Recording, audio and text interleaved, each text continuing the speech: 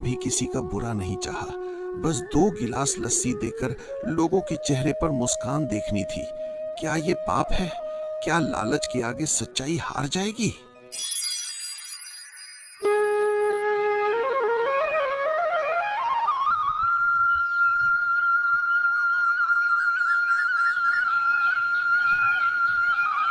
ऐसी तपती दोपहर में जब पूरा गांव अपने अपने घरों में पंखे के नीचे या चारपाई पर लेटकर पसीना पोंछ रहा है, तब भी गांव के बीचों बीच एक जगह ऐसी है जहां भीड़ लगी है, जहां ठंडक है, जहां खुशबू है और जहां उम्मीद है। वो जगह है रामू काका का लस्सी का ढाबा। अरे ओ चिंटू, अरे धीरे भाई, मथनी तोड़ेगा क्या? अरे बेटा, लस्सी बनाना कोई खेल नहीं है, ये तो तपस्या है। इसमें धैर्य चाहिए, ठहराव चाहिए। देख, जब तक मक्खन नहीं निकलता तब तक रुकना नहीं है। काका, पर मुझे तो बहुत प्यास लगी है। सूरज देवता आज तो जैसे दुश्मन हो गए हैं। स्कूल से आते आते मेरा गला सूख गया है। क्या एक गिलास नहीं मिल सकता? बस एक छोटा सा। लस्सी कच्ची है अभी, अगर अब पिया तो पेट में चूहे दौड़ेंगे। ठहर जा, थोड़ी देर ठंडी होने दे। वैसे भी असली मजा तो तब है जब लस्सी के ऊपर मलाई की मोटी परत हो और बीच में मिश्री के दाने चमक रहे हों। रामू काका सुखपुर के सबसे पुराने निवासी हैं।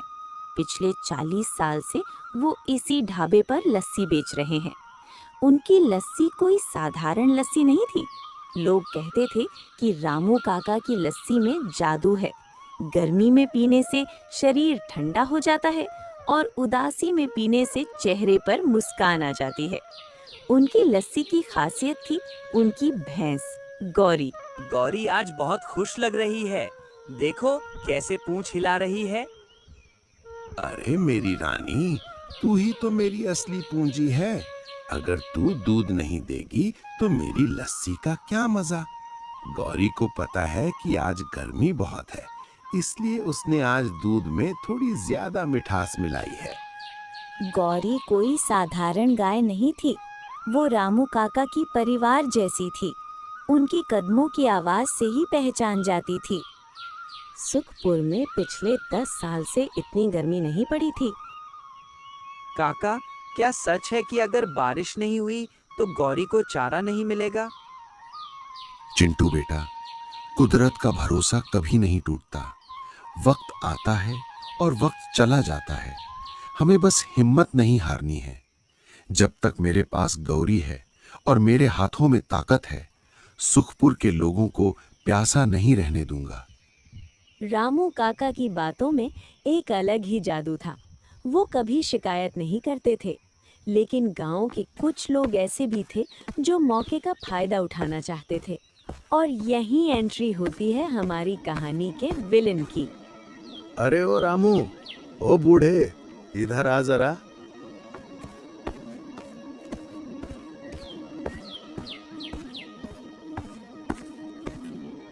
कहिए सेठ जी, क्या सेवा कर सकता हूँ? 1 गिलास लस्सी लाऊं मुफ्त में, आज मेरी तरफ से। छी, मुझे तुम्हारी ये गवारी लस्सी नहीं पीनी। मुझे तुमसे बात करनी है बिजनेस की। देखो रामू, ये जमीन, ये ढाबा, ये सब कितना पुराना हो गया है। मैं तुम्हें अच्छे दाम दे रहा हूँ। ये जमीन मुझे बेच दो।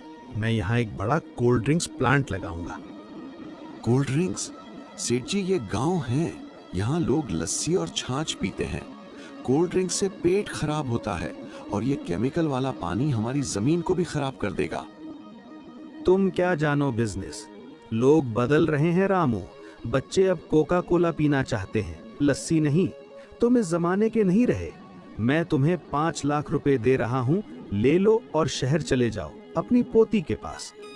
सेठ जी, काका कहीं नहीं जाएंगे और हमें आपकी कोल्ड ड्रिंक्स नहीं चाहिए। काका की लस्सी में दूध है, प्यार है। आपकी बोतल में सिर्फ चीनी और पानी है। अरे छोकरे, बड़ों की बात में टांग मत अड़ा। रामू, सोच लो, कल तक मेरा जवाब चाहिए, वरना मुझे जबरदस्ती करनी पड़ेगी। तुम्हें पता है ना, पानी का स्रोत किसके कब्जे में है?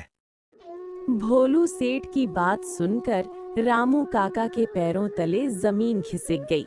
भोलू सेठ ने गांव के मुख्य कुएं पर कब्जा कर लिया था। अगर वो पानी बंद कर दे तो गौरी प्यासी मर जाएगी और लस्सी बनना बंद हो जाएगी। रामू काका सो नहीं पाए। उनकी आंखों के सामने भोलू सेठ का चेहरा और गौरी का प्यासा चेहरा घूम रहा था। 40 साल की मेहनत, गांव वालों का भरोसा, क्या सब मिट्टी में मिल जाएगा? हे भगवान, मैंने कभी किसी का बुरा नहीं चाहा। बस 2 गिलास लस्सी देकर लोगों के चेहरे पर मुस्कान देखनी थी। क्या ये पाप है? क्या लालच के आगे सच्चाई हार जाएगी? गौरी, तू डर मत। जब तक मेरी सांसें हैं तुझे प्यास नहीं लगने दूंगा, भले ही मुझे खुद प्यासा रहना पड़े। रामू काका ने ठान लिया था कि वो झुकेंगे नहीं, लेकिन अगले दिन सुबह जो हुआ उसने पूरे गांव को हिला कर रख दिया। अरे कुआं तो सूखा भी नहीं है और फिर भी सेठ जी पानी नहीं दे रहे।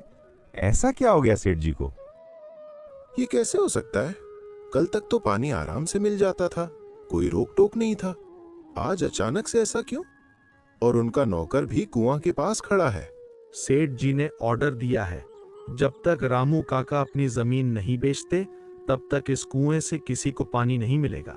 ये कुआं अब प्राइवेट प्रॉपर्टी है। गांव में कोहराम मच गया। अब किसी के घर में एक बूंद पानी नहीं बचा। उधर रामू काका की दुकान पर लोग जमा हो गए।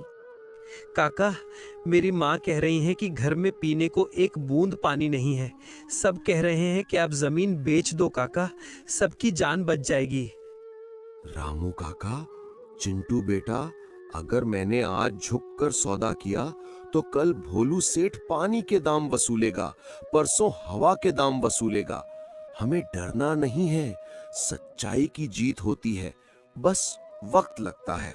चिंटू उनकी बात सुनकर समझ गया कि काका अकेले इस लड़ाई को नहीं जीत सकते। उसे गांव वालों को जगाना होगा। चिंटू तुरंत अपने दोस्तों के पास गया। सुनो दोस्तों, अगर काका ने जमीन बेच दी तो हमारी लस्सी खत्म, हीरो खत्म, और फिर भोलू सेठ हमें महंगी कोल्ड ड्रिंक्स पिलाएगा। क्या हमें वो चाहिए? नहीं, हमें काका की लस्सी चाहिए। हम ऐसा नहीं होने देंगे, हमें कुछ करना होगा। पर पानी कहाँ से लाएं? मुझे याद आया, काका कहते थे कि पुराने समय में गांव के पीछे एक तालाब था जो अब मिट्टी से भर गया है। अगर हम सब मिलकर उसे खोदें तो शायद पानी निकल आए। और गांव वालों और रामू काका गांव के पीछे पुराने तालाब पर पहुंचते हैं। बच्चे और गांव के लोग मिट्टी खोदने लगे। बहुत मेहनत करने के बाद नदी मिल गई। काका देखो, हमने कर दिखाया। बेटा, तुमने सिर्फ पानी नहीं निकाला, तुमने गांव की आत्मविश्वास को जिंदा किया है। खबर हवा की तरह फैली। भोलू सेठ को पता चला कि गांव वालों ने अपना पानी ढूंढ लिया है। वो गुस्से में अपनी गाड़ी लेकर वापस आया। अब पूरे गांव में दोबारा से खुशहाली लौट आई। एक दिन रामू काका अपना दुकान चला ही रहे थे कि तभी वहां भोलू सेठ गुस्से में आता है। अरे ओ रामू, ये क्या सुन रहा हूँ मैं? तुम लोगों ने जबरदस्ती गांव में कुआं खोदा, एक बार भी मुझसे पूछा? सेठ जी, ये गांव की जमीन है, यहाँ का पानी गांव का है। कोई एक व्यक्ति इस पर हक नहीं जता सकता, और आपके होने ना होने से हमें कोई फर्क नहीं पड़ता। तुम लोग नहीं समझोगे, मैं कोर्ट केस कर दूंगा। सेठ जी, कोर्ट कचहरी छोड़िए, पहले ये पीजिए। मुझे तुम्हारी लस्सी नहीं चाहिए। पीजिए बिना पैसे के। ये दुश्मन की नहीं, इंसान की लस्सी है। रामू काका के तेज के आगे भोलू सेठ टिक नहीं पाया। उसने गिलास थाम लिया, ठंडा गिलास, ऊपर मलाई तैर रही थी। उसने एक घूंट पिया। ये बहुत ठंडी है। ठंडक लस्सी में नहीं सेठ जी, ठंडक रिश्तों में होती है। जब हम बांटते हैं तो ठंडक मिलती है, जब हम छीनते हैं तो आग लगती है। मुझे माफ कर दो काका। मैं लालच में अंधा हो गया था। मुझे लगा पैसा ही सब कुछ है। आज आपने और इन बच्चों ने मुझे सिखा दिया कि असली दौलत क्या है।